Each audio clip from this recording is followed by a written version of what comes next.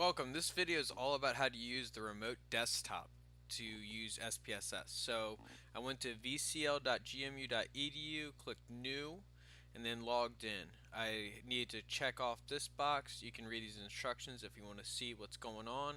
And then I'm creating a new reservation. I could create one for later, but I just want to do one for now. But it's going to make me wait 3 minutes. So if I knew I was going to work on it now, I could go ahead and log in before.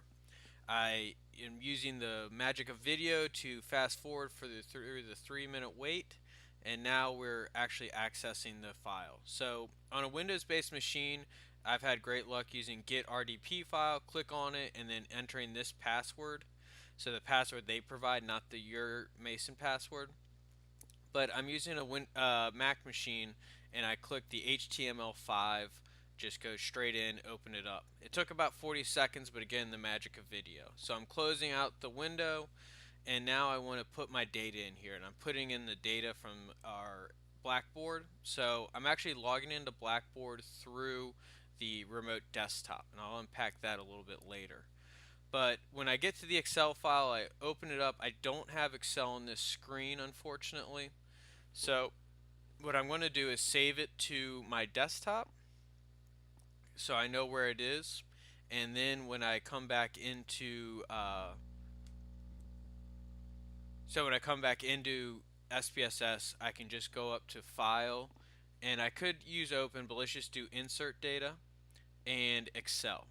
So when I open it up, you'll see that it didn't really import well. If you look back at the Excel file, I think you can see why the structure of the first two rows isn't a natural structure for SPSS to import.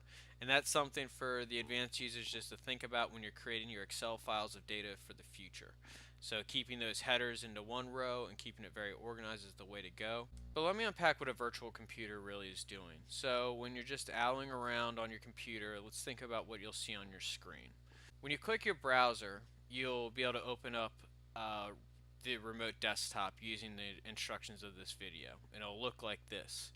But what you really need to think about is that it's a whole separate computer. So even though it's on your screen, it's just a different computer. There's actually a wall between the remote computer and your computer. So let's say you want to copy data. So if you wanted to, you hit Control C and move it over, and hit Control V on your remote desktop.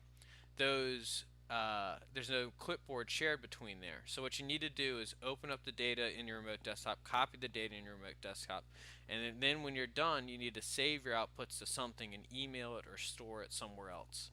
So that's how you'll be able to work with the remote desktop, both by inputting the data and by exporting the output.